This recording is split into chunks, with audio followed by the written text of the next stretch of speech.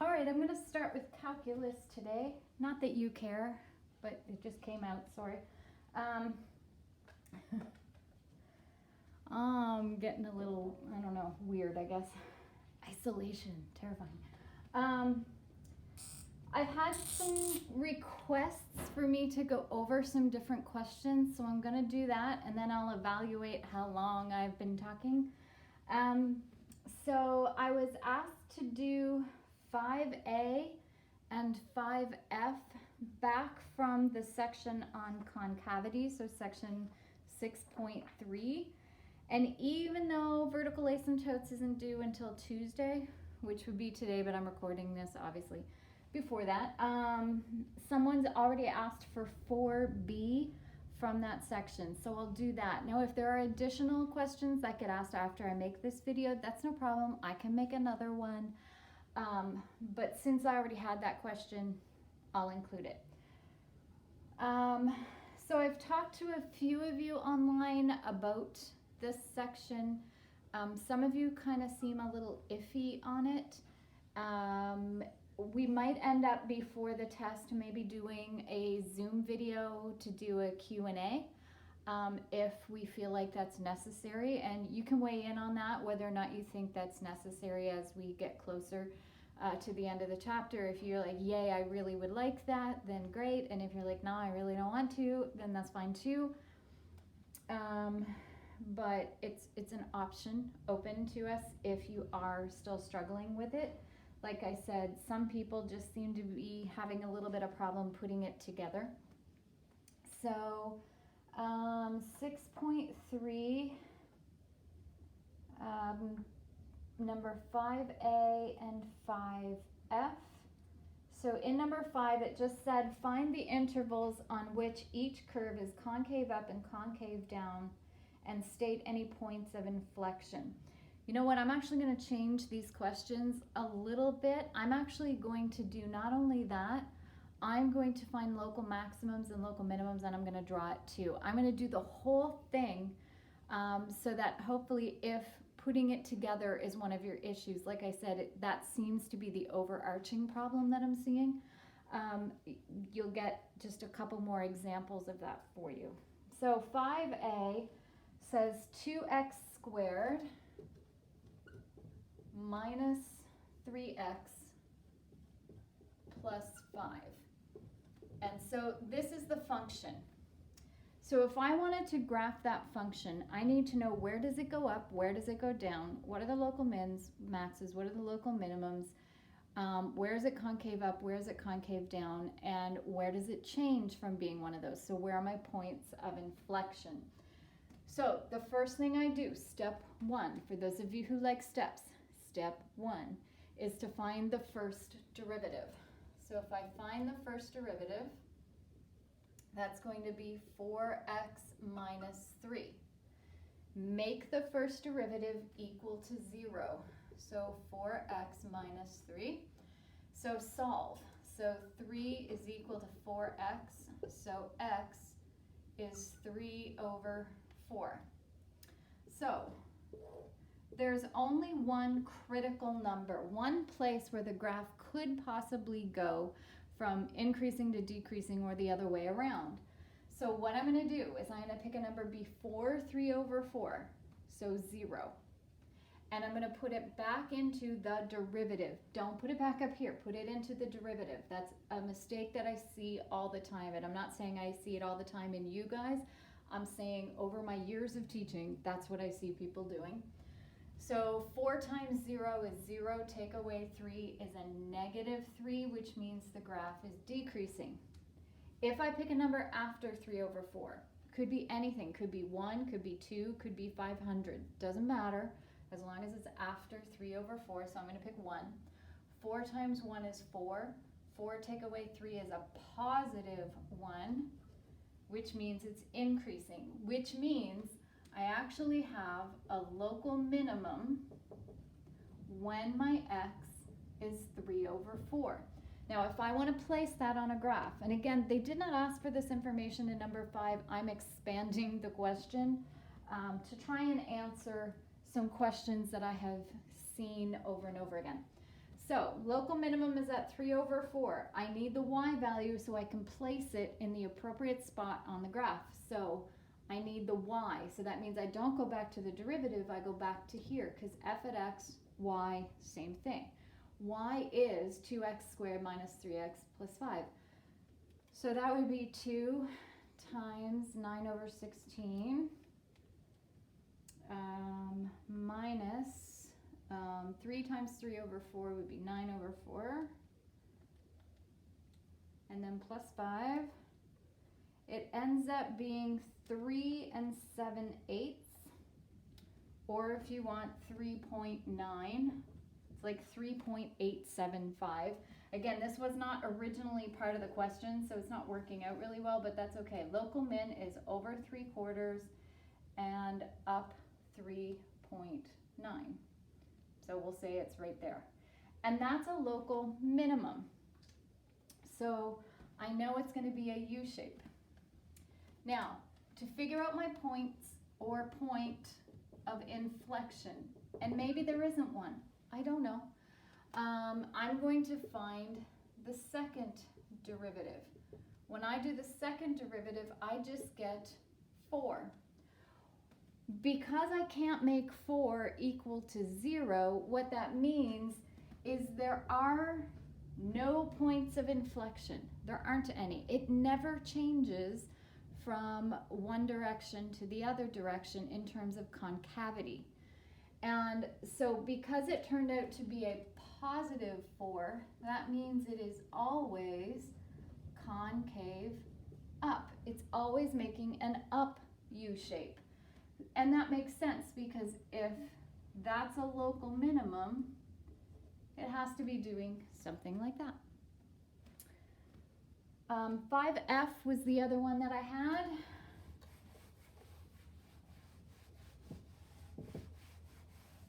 Ooh, the board does not want to erase well today. That's disgusting. Hold on. I can't live with that.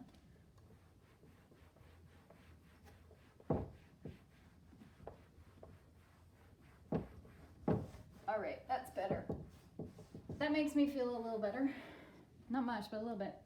All right, 5F says 3x to the 4th minus 4x cubed. Oh, that sounds nasty.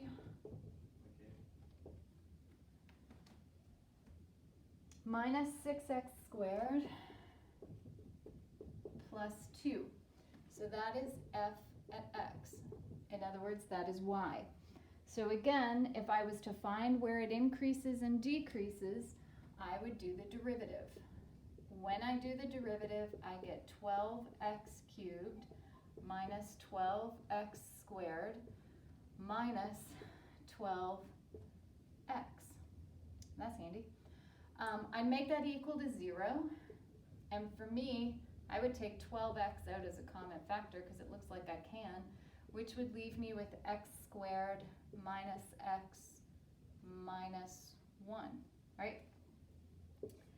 And then I don't think that factors. It might, but I don't, no, it doesn't. It doesn't factor.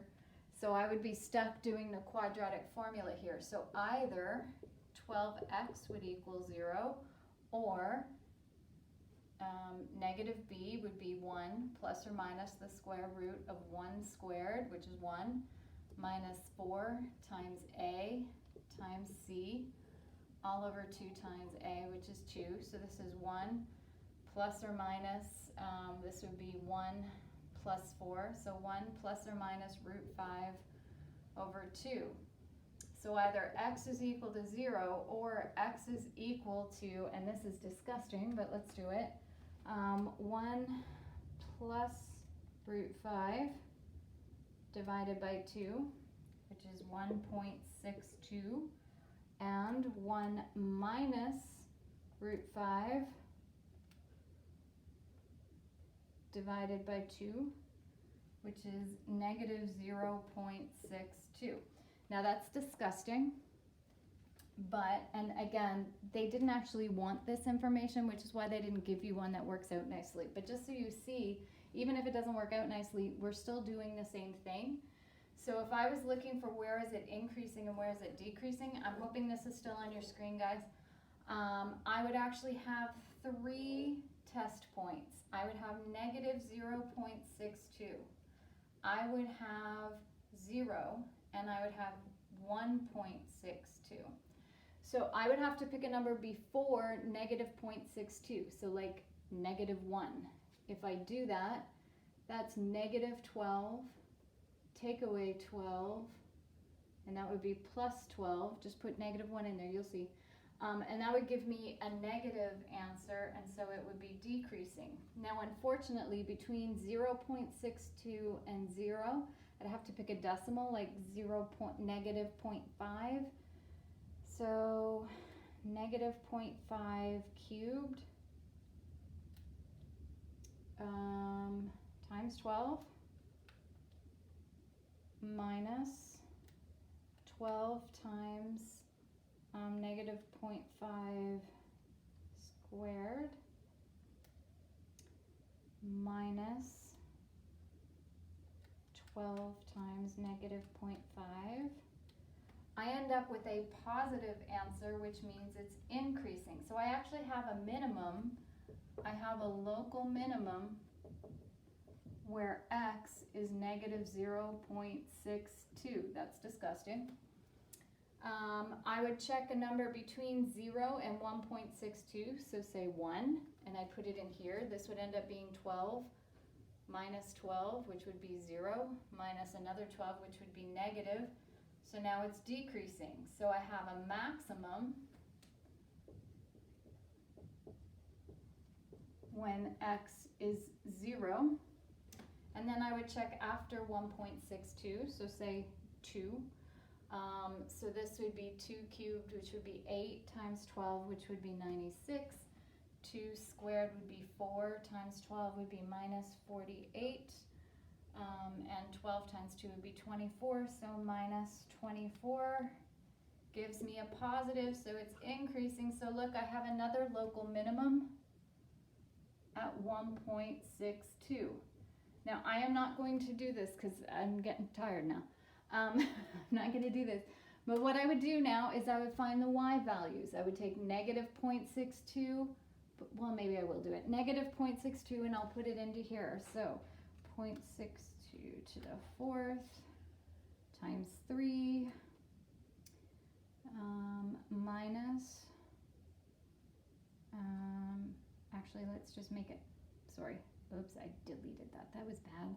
So 0.62 to the 4th times 3. This is fun video, isn't it? Watching me press buttons. And that's going to be a negative, and so plus 4 times 0.62 cubed, and then minus 6 times 0.62 squared, plus 2. So I get 1.09, so I get 1.1. So, bless you. So I have a, bless you again, I have a local minimum at negative 0.62 and 1.1. So we'll say that's right there. That is a local minimum. I have a local maximum at 0. That one's easy. 0, take away 0, take away 0, plus 2. That's 2. So at 0 and 2, so we'll say that's there because it's up a little bit. And then I have a local minimum, another local minimum at 1.62. So 1.62 to the 4th times 3 minus 4 times 1.62 cubed minus 6 times 1.62 squared plus 2 gives me negative 10.1. Negative 10.1. So that's so at 1.62 it's negative 10.1. So it's like way down here. All right, so I have a local minimum, a local maximum, and a local minimum. Now I get to the part that the question was actually asking me, and that is inflection points. So, I'm not using that. To find inflection points, we have to find the second derivative. So, I'm going to go to my second derivative. I'm going to go to my second derivative, which would be, bring my 3 down, so that would be 36x squared minus 24x minus 12. Now again, I'm going to make that equal to 0, and I can take 12 out of there, and I would be left with 3x squared minus 2x minus 1, and then hopefully I can factor that 3x and x. If not, quadratic formula, 1 and 1, and if I make it a negative here and that will work. So that means that either the 3x plus 1 bracket is equal to 0. So 3x is equal to negative 1, so x is negative 1/3, or x minus 1 is equal to 0, so x is equal to 1.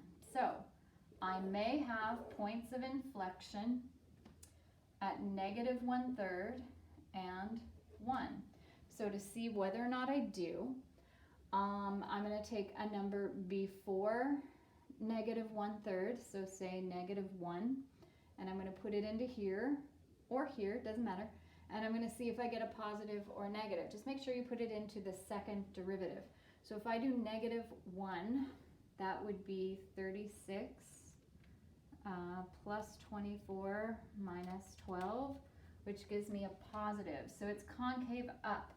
If I pick a number between negative 1/3 and 1, so 0, and I put it into here, I'm going to get a negative answer, so concave down. So I have a point of inflection when x is negative 1/3. Yay, why are they giving me horrible fractions? And then after 1, so say 2, 2 squared would be 4, so 36 times, so 36 times 4, minus 24 times 2, which would be 48, so minus 48 minus 12, I get a positive, so now it's concave up, so I have a second point of inflection at 1 and something. So I need those points.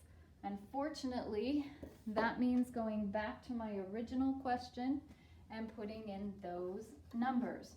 So if I do that, negative 1/3, if I put that into here, so what is 3 to the 4th? So it's 3 times 1/81 minus 4 times negative 1/27 minus 6 times 1/9 plus 2 works out to be a horrible number. Let's change that. Oops. Let's change that to a decimal. 1.52 is what I end up with. And if I put 1 in there, that's way easier. 3 take away 4 is negative 1. Negative 1 take away 6 is negative 7. Negative 7 plus 2 is negative 5. Oof. All right, so this is a minimum, this is a maximum, this is a minimum. So points of inflection are at negative 1/3, which would be like here somewhere, and 1.52, so here.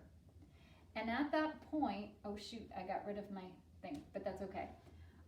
This is a minimum, so it's going down and back up. So up until then, that's all concave up because it's U-shaping up. After that, it's going to turn to be concave down. So that is the point at which it turns from being concave up to concave down. Nothing dramatic happens at that point. Like I wouldn't know that was a point of inflection just by looking at it on the graph. You can't get it just by looking at it. You actually have to find it. But technically speaking, that's where we change from being concave up to starting to change direction so I can make the turn downward. And then I have another one at 1 and -5, so right about here.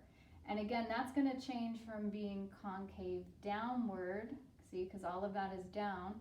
And now it's switching, because that's a minimum, to being concave upward. Again, nothing dramatic happens at that point of inflection. But technically speaking, that's where the graph stops going downward and starts to change its trajectory to go upward. Nothing dramatic happens there. Someone said I have a hard time figuring out how to draw concave up, concave down. Nothing really dramatic happens at a point of inflection. All right. So that is section 6.3. I feel like I've been talking for days. I haven't. And then someone asked for 4B. Again, you might still have questions on the section on vertical asymptotes besides 4B. Just because I'm answering it now doesn't mean you can't ask other questions. I can include them in other videos. I just happened to see that message, so I saw that question. So, for vertical asymptotes, question 4B says find each limit if possible. If it's not possible, then explain why. And it's 1 over x minus 2, and they want my limit as x approaches, I don't know what, 2 from the right hand side. 2 from the right hand side. So the right hand side would mean something close to 2, if 2 was here. Something close to 2 but on the right hand side. So let's say maybe 2.1. If I do 2.1 minus 2, that's 0.1. And if I do 1 divided by 0.1, that's 10. It's positive 10. If I did 2.01, 2.01 minus 2 is 0.01. And 1 divided by 0.01 is 100. It's going up exponentially. So that means it is positive infinity. That's how I would do for B. So I just pick something close to the 2 on the right hand side. I'm just seeing whether the back of the book had a different answer, and that's why there was a question on that one, or if it was just someone didn't quite understand. I'm just trying to figure that out. So 6.44B, like, or if the answer at the back of the book is wrong or something. Nope, they say infinity, I say infinity. Good, we agree. So that's how I would do that one. And again, you didn't have to graph anything. You didn't have to do any of that. It just said find the limit, and if you can't, then tell them why you can't. But we could. All right. I don't think the next lesson's too long, so I will make a video, but I will make it a separate video so that they're separate. So hold on a second.